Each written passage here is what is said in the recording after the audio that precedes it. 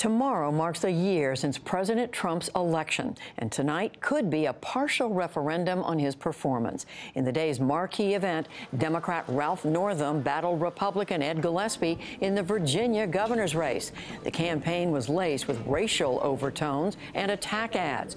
There is also a governor's race in New Jersey and mayor's races in several major cities. We'll take a closer look at the political stakes later in the program.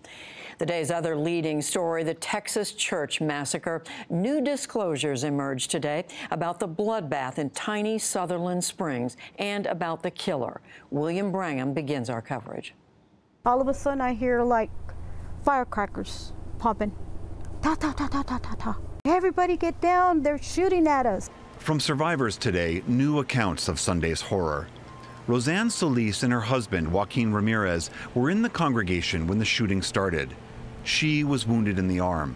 Everybody started screaming, yelling. Everybody got down, crawling under, wherever they could hide. It was so scary, and that man was shooting. He was shooting hard. Solis says the gunman, Devin Kelly, shouted, "Everybody die," as he blasted away with a semi-automatic rifle.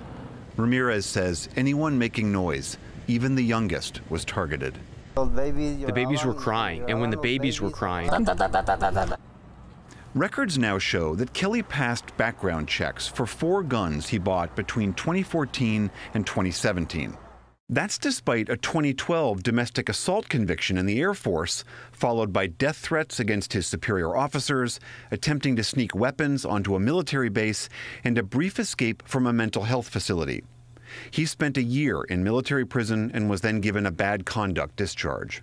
But the Air Force acknowledges it failed to enter that conviction into an FBI database, which would have blocked his gun purchases. Air Force Secretary Heather Wilson. But we are checking all of the Air Force databases, and there are several of them, to find out and confirm that all court-martial convictions for these kinds of offenses have been reported in the civilian databases. Christopher Combs is the FBI agent in charge of the church shooting.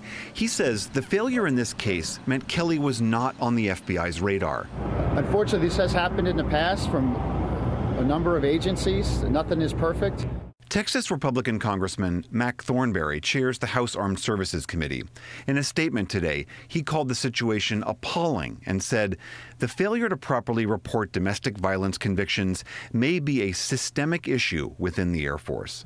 Another Texas Republican, Senator John Cornyn, said he'll introduce legislation to ensure national databases are updated. When the shooter or the gun purchaser, like this individual, lie about their background, he lied about the fact that he had a felony conviction, he lied about the fact that he had been convicted of a crime of domestic violence, then the only way to catch them is through the background database, the NICS system.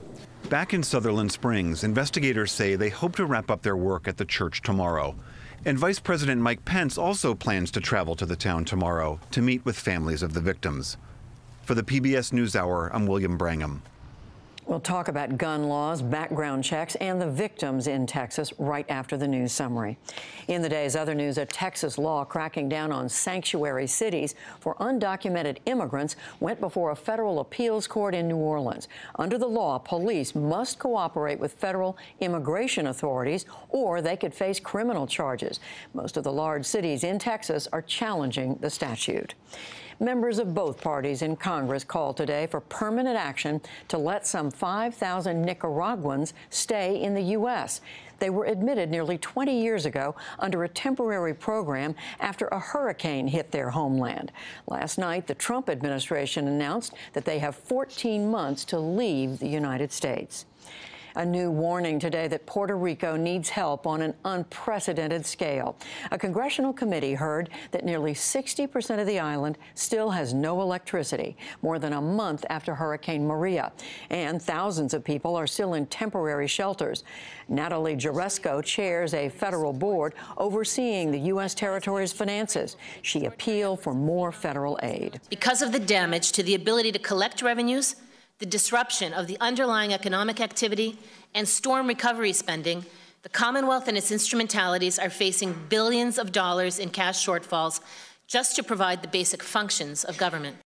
Puerto Rico's officials estimate the storm inflicted up to $95 billion in damage. So far, Congress has approved about $5 billion in aid. In India, air pollution has hit severe levels in New Delhi. Heavy smog hung over the capital city today, and officials urged people to stay indoors and schools to close. The problem worsens with the onset of winter, caused by dust, crop burning, and factory emissions. UN humanitarian aid flights to Yemen were grounded today. It came as a Saudi-led coalition tries to block Iran from sending arms to rebels in Yemen. The coalition, which includes the U.S., has closed all of Yemen's air and seaports, but UN officials warn of disaster in the making. The situation is catastrophic in Yemen.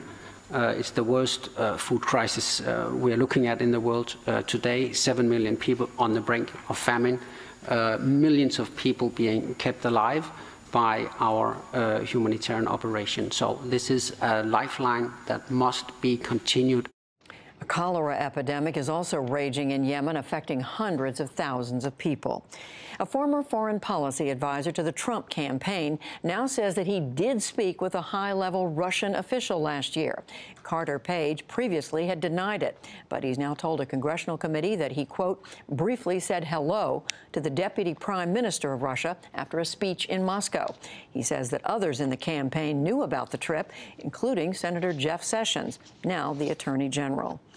Today marked the 100th anniversary of the Bolshevik Revolution in Russia that created the Soviet Union. Some 5,000 Communist Party supporters carried Soviet flags and marched in Moscow. The Russian government mostly ignored the anniversary. The Soviet Union collapsed in 1991. And from Twitter today, word of a major expansion. It is doubling the long-standing limit of 140 characters per tweet to 280 in a bid to get more people tweeting. The old limit still applies for tweets in Chinese, Japanese, and Korean because it takes fewer characters to message in those languages. And on Wall Street, the Dow Jones Industrial Average gained about 9 points to close at 23,557, another record high.